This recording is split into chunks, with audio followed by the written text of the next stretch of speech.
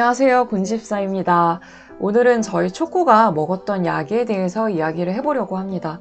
초코가 아주 많은 종류의 약을 먹어본 건 아니지만 실제로 어떤 약을 처방받았고 먹인 뒤에 효과가 정말 있었는지 얘기를 한번 해보려고 해요. 크게 4가지 카테고리로 말씀을 드릴게요.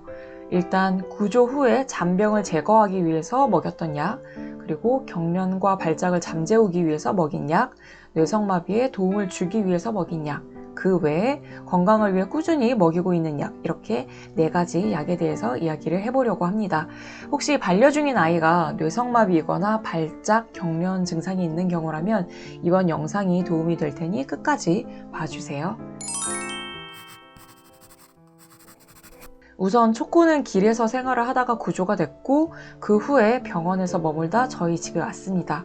그래서 혀에 염증이라든지 눈병, 칼리시 바이러스처럼 약간의 잔병 증상이 있었어요.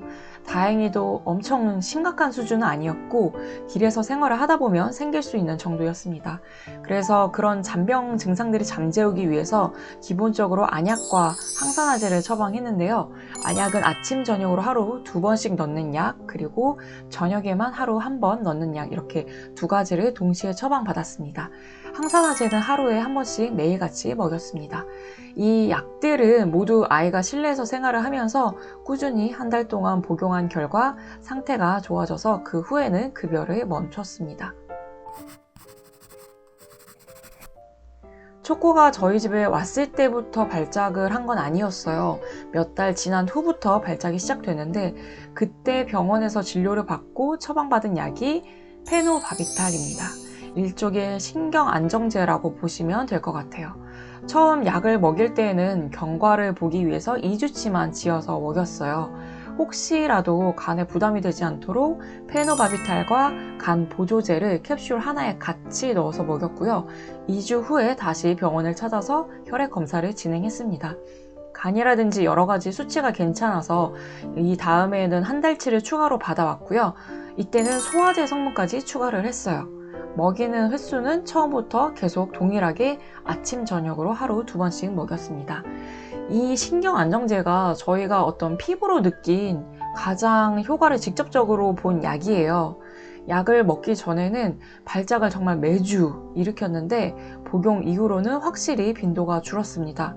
거의 하지 않거나 1달에 1번 정도 발작을 보였고 저희가 그래서 일부러 중간에 복용을 멈춘 적이 있어요. 아이가 좀 상태가 괜찮아졌는지 이런 것들을 보려고 멈춘 적이 있는데 처음에는 또 괜찮은 듯 하다가 또 시간이 지나니까 발작을 뜨문뜨문 일으키더라고요.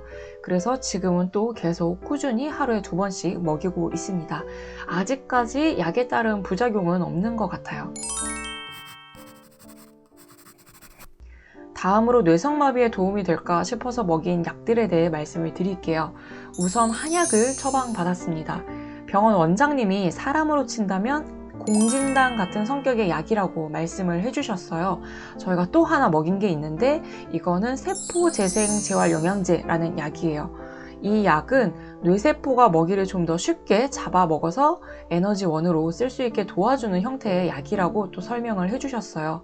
알약이라는 게 용량에 따라서 캡슐 크기가 달라지잖아요.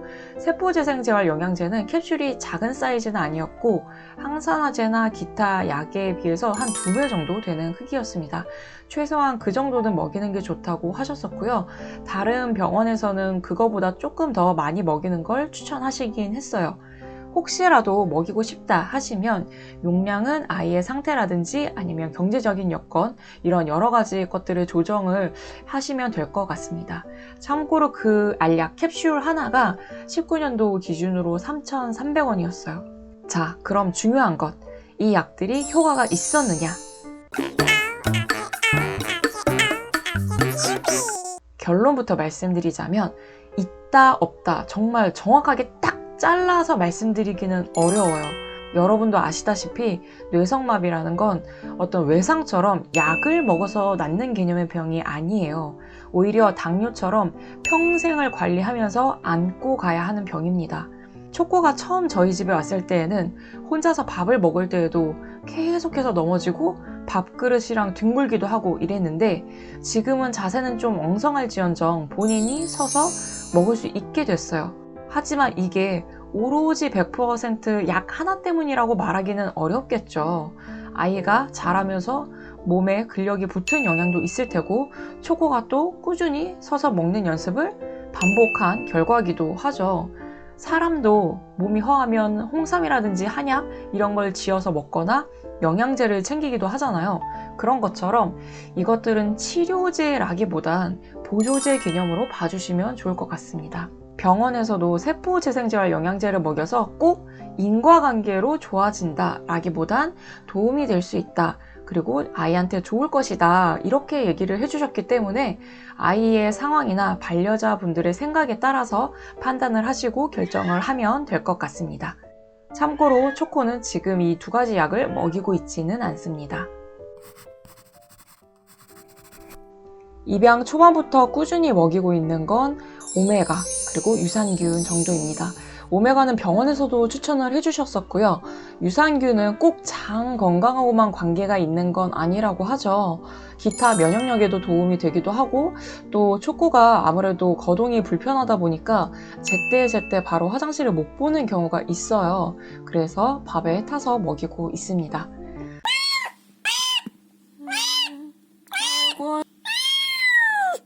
자, 오늘은 이렇게 초코가 먹었던 약들에 대해서 알아봤는데요. 좀 도움이 되셨는지 모르겠어요. 혹시라도 궁금하신 점 있으시면 댓글로 달아주시고요. 다음 시간에는 매일같이 이렇게 또 약을 먹이다 보니까 고양이 약을 먹이는 요령이 조금은 생긴 것 같아요. 네, 그래서 이 약 먹이는 요령에 대해서도 한번 이야기를 해보려고 합니다. 다음에도 잊지 말고 꼭 만나도록 해요. 뿅!